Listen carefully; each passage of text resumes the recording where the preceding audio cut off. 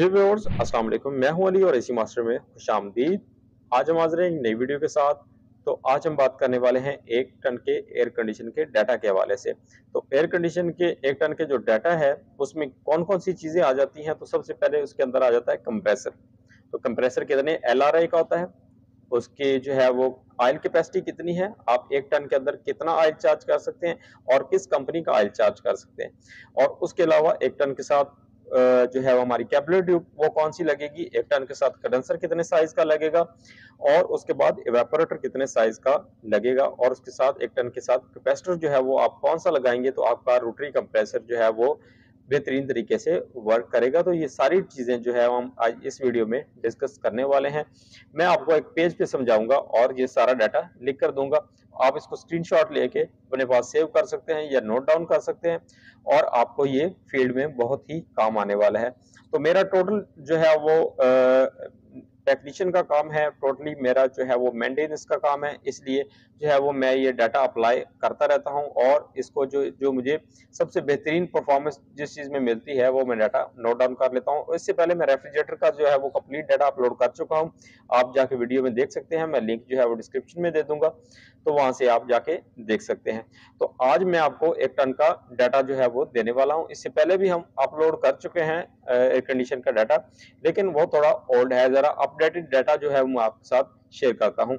तो चलते हैं पेज पे। तो उससे पहले आपसे रिक्वेस्ट है कि हमारे चैनल को सब्सक्राइब कर लें और बेल आइकन को प्रेस कर लें ताकि मजीद ऐसे आने वाली वीडियोस आप तक पहुंच सके। तो चलते हैं पेज पे, मैं आपको डिटेल से बताता हूँ। जी व्यूअर्स, हम आ गए हैं पेज के ऊपर। तो हमारे पास एयर कंडीशन है 1 टन का और उसके बाद 1 टन का जो एयर कंडीशन है उसको अगर बीटीयू में आपसे कोई पूछे कि उसके बीटीयू कितने होते हैं 1 टन के, तो वो होते हैं 12,000 बीटीयू।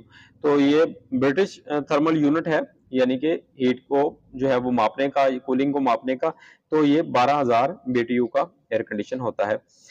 उसके बाद कंप्रेसर की बात कर ले तो कंप्रेसर इसके अंदर होता है 1 टन का और उसी के ऊपर उसके LRA लिखे होते हैं। तो कभी भी आप मार्केट से कंप्रेसर बाय करने जाते हैं तो वो आपसे यही पूछते हैं कि आपने 1 टन का लेना है या फिर आपने कितने LRA का लेना है।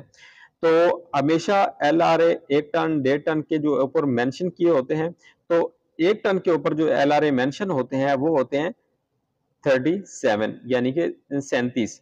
तो 37 को आपने डिवाइड करना है 36 पे। 36 एक फॉर्मूला है जो सिंगल फेज के लिए अप्लाई किया जाता है, सिंगल फेज कंप्रेसर के लिए अप्लाई किया जाता है, उनके LRA से उनके टनेज निकालने के लिए। तो 36 को डिवाइड करेंगे 37 पे, 37 को 36 पे जब डिवाइड करेंगे तो आपके पास जो आंसर आएगा वो 01 आएगा। ठीक है, 1 आएगा, ये 01 आएगा। तो उसका मतलब है कि हमारे पास जो कंप्रेसर है उसके जो LRA 37 है, वो अगर हम 36 पे डिवाइड करें तो हमारे पास 1 टन का कंप्रेसर निकलता है। तो ये 1 टन का कंप्रेसर होगा। तो अब बात कर रहे हैं उसके, उसमें ऑयल आप कितना चार्ज करेंगे। आपको पता है कि अगर आपने एक्स्ट्रा ऑयल चार्ज कर दिया तो उसका नुकसान ये होता है कि डिस्चार्ज लाइन के जरिए ऑयल फेंकता है और आपके कंडेंसर में भी ऑयल हो जाता है और उसके बाद आपका जो है वो बाजुकात इसके इंडोर के अंदर एक सेपरेटर लगा होता है, सेपरेटर के अंदर फिल्टर होता है, जाली होती है, वो भी भर जाती है ऑयल से और आपका इंडोर भी भर जाता है। तो उसके जो है वो रिजल्ट्स क्या निकलते हैं कि आपका एयर कंडीशन जो है वो कूलिंग छोड़ देता है और कूलिंग बिल्कुल भी बेहतर नहीं होती। आपका एयर कंडीशन चलता है, प्रॉपर जो है वो बिजली ले रहा होता है, लेकिन कूलिंग जो है वो बिल्कुल नहीं हो रही होती और आपको जो है वो उसके अंदर एक अजीब सी जो है वो टेंशन फील होती है कि एयर कंडीशन जो है वो वर्क नहीं कर रहा। तो इसलिए आपने कभी भी एयर कंडीशन के जो है वो कंप्रेसर के अंदर ना तो एक्स्ट्रा ऑयल चार्ज करना है और ना ही कम करना है। अगर कम करेंगे तो जब भी गर्मी पड़ेगी तो एयर कंडीशन ट्रिपिंग करने लग जाएगा या आपका कंप्रेसर जो है वो जल जाएगा। तो इसलिए आपने ऑयल जो है वो पूरा पूरा चार्ज करना है, ऑयल को लेके कोई कंप्रोमाइज नहीं करना किसी मामले में। तो ऑयल हमेशा फ्रेश डालना है, मार्केट से लेके यूज हुआ हुआ ऑयल जो है वो आपने नहीं डालना। यूज हुए ऑयल के अंदर माइक्रोस्कोपिक कचरा होता है और माइक्रोस्कोपिक कचरा होने की वजह से जो हीट वेव्स होती हैं वो टकराती हैं उसके बारीक जो है वो पार्टिकल्स के साथ और उसके अंदर ही हीट जो है वो मैक्सिमम जो है वो उसकी मिकदार रह जाती है, जिसको हीट विस्कोसिटी कहते हैं। तो वो बाहर जो है वो खारिज नहीं हो पाती। तो इसलिए आपने जो है वो ऑयल जो है वो 1 टन के रोटरी के अंदर 700 ml चार्ज करना है और कोशिश करें कि सैनिसो का ऑयल चार्ज करें। तो उसका जो नंबर है वो है, मैंने लिखा हुआ है SL 32। तो ये बेहतरीन वर्क करता है, मेरा ज़ाती एक्सपीरियंस है, मैं हमेशा से यही ऑयल रिकमेंड करता हूँ और मैं अपने ज़ाती काम में भी यही ऑयल इस्तेमाल कर रहा हूँ। तो आपने 1 टन के अंदर जो है वो 700 ml ऑयल जो है वो चार्ज करना है। उसके बाद कैपेसिटर की बात कर लें तो कैपेसिटर आपने 35 यूएफ का 35 यूएफ का इस्तेमाल करना है, कंपनी चाहे जो मर्जी हो, आपने 35 यूएफ का जो कैपेसिटर है वो 1 टन के साथ आपने लगाना है। उसके बाद इवेपोरेटर की बात कर लें तो आपको पता है कि कंडेंसर जो है वो बड़ा होता है इवेपोरेटर से, तो इवेपोरेटर हमेशा उसका आधा होता है। तो इवेपोरेटर आपने 24 फीट्स का यहाँ पे इस्तेमाल करना है। अगर पाइप की बात करें, उसकी पाइप की मोटाई कितनी हो तो वो 1/4 का पाइप होना चाहिए। तो उसके आगे जो है वो कंडेंसर की बात कर लें तो कंडेंसर यहाँ पे 56 जो है वो 56 इंच फीट्स का आपने इस्तेमाल करना है 3/8 के पाइप के साथ। तो कंडेंसर इसलिए बड़ा लगाया जाता है कि आपको पता है कि आपके रूम के टेम्परेचर जो है वो भी रेफ्रिजरेंट एब्जॉर्ब करती है और वो बाहर जो है कंडेंसर के जरिए एग्जिट करती है और आपके कंप्रेसर की जो हीट है उसको भी एब्जॉर्ब करती है और जो है वो कंडेंसर के जरिए रेडिएटर के जरिए निकालती है। तो इसलिए उसके पास 2 हीट्स होती हैं, तो इसलिए हमेशा जो है वो डबल लगाया जाता है इवेपोरेटर के मुकाबले में।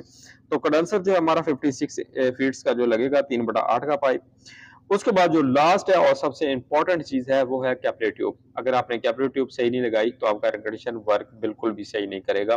तो इसलिए आपने स्पेशली ध्यान देना है कि आपका कैपिलरी ट्यूब जो है वो एक्यूरेट लगे और बेहतरीन तरीके से जो है वो परफॉर्म करे। तो उसके लिए आपने 1 टन के लिए 0.55 का जो है कैपिलरी ट्यूब इस्तेमाल करना है, ठीक है। उसका साइज की बात कर लें तो 32 रखना है आपने, 32 इंच, ठीक है। आधे इंच की या 1 इंच की गुंजाइश हो सकती है, आपने 32 इंच जो है वो इसके अंदर रखना है 0.55 का 1 टन के अंदर सिंगल, ठीक है। तो ये मैंने लिख दिया है इसके साथ सिंगल।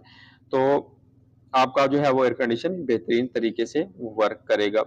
तो कोशिश करनी है कि इनके जो है फैन कैपेसिटर वो भी आप चेक कर लें, इंडोर के और आउटडोर के, वो जो है वो एक्यूरेट साइज के, आप उनकी कैपेसिटी पूरी होनी चाहिए ताकि वो परफॉर्मेंस जो है वो बेहतरीन दे और आपका एयर कंडीशन बेहतरीन वर्क करे। तो उम्मीद करता हूँ कि आपको वीडियो पसंद आई होगी। हमारे चैनल को सब्सक्राइब कीजिएगा और बेल आइकन को प्रेस कीजिएगा ताकि मजीद ऐसे आने वाली इंफॉर्मेटिव वीडियोस आप तक पहुंच सके। तो हम 1.5 टन 2 टन का डाटा भी आपको इसी तरह डिटेल से बताएंगे। तो मिलते हैं नेक्स्ट वीडियो में, दुआ में याद रखिएगा। अल्लाह हाफिज।